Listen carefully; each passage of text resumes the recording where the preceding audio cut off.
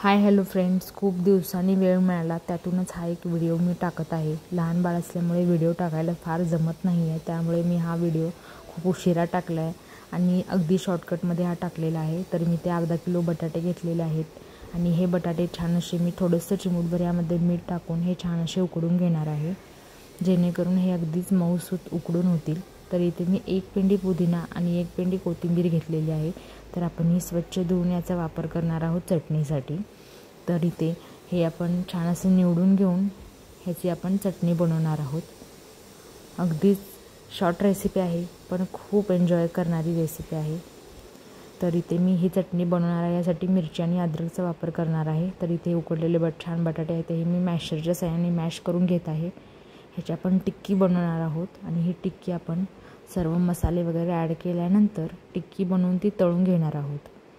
तर इथे मी आता टिक्की बनवण्यासाठी याच्यामध्ये लाल तिखट घालते, एक चमचा बेडगी मिरची घातलेली आहे आणि अर्धा चमचा जे लाल तिखट असतं ते घातलेले आहे। हळद घातलेली आहे अर्धा चमचा आणि तुम्हाला वरून जर काही मसाले ॲड करायचे असतील तर तुम्ही करू शकता, गरम मसाला वगैरे। तर इथे मी चिली फ्लेक्स घेतलेले आहेत, रेड चिली फ्लेक्स आणि कोथिंबीर आणि अद्रकची पेस्ट एवढंच घातलेलं आहे याच्यामध्ये। आणि मी पनीर जे किसून घेतलं होतं हे पनीर मी ह्याच्यामध्ये ॲड करत आहे। खूप टेस्टी रेसिपी आहे, मुलांसाठी खूप छान वाटते ही रेसिपी आणि काहीतरी क्रिएटिव्ह यातून दिसून येतं। तर हे मी टिक्की बनवून घेणार आहेत आणि हे टिक्कींना आपण छान अशा या गोल करून ह्याच्यामध्ये थोडासा खोलगट भाग करून घेणार आहोत। आणि आता या आपण टिक्की ज्या बनवल्या आहेत या आपण मी ते शेवया घेणार आहे आणि या शेवयाच्या साहाय्याने आपण ह्याला छान डिझाईन करणार आहोत। तर इथे मी ह्याच्या शेवयामध्ये डिप करून घेणार आहे आणि आपण हे रेफ्रिजरेटर म्हणजे फ्रीजमध्ये ठेवून 15 मिनिटानंतर हे तळून घेणार आहोत। तर छान असं हे नंतर आपण तळणारच आहोत।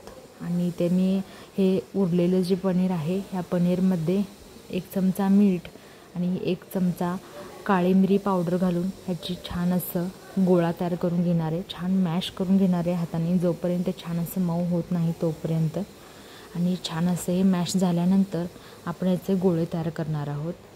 तर हे खूप टेस्टी लागतं आणि पनीर हे पौष्टिक आहे, मुलं पनीरची भाजी खात नाहीत, तर त्यासाठी आपण असं काहीतरी क्रिएटिव्ह त्यांना करून जर दिलं तर छान वाटेल त्यांना।